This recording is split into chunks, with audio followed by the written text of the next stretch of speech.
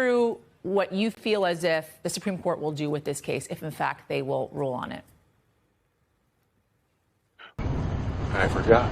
Well, guess number one is that I don't necessarily think that, to Ken's point, the Supreme Court is going to question or take up the question of the notion of immunity if they do not have to. And I think that that's a really important distinction to make between how they will ultimately decide. If they do have to take up the question of immunity. Although I won't be surprised by anything anymore. I don't suspect that it's going to go the way that Donald Trump thinks it's going to go. And the main reason for that is the precedent that it could You didn't know what it is, do you?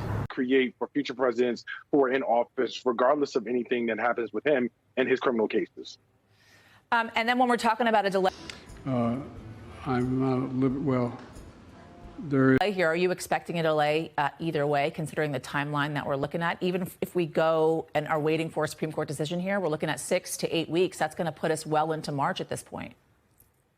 Well, Yasmin, boy, if that isn't the pot calling. This is a guess I feel much more comfortable with. Guess number two is absolutely. I do think there's going to be a delay, and it's important to understand that most of the attorneys involved here, Jack Smith included, understood that this should be interesting.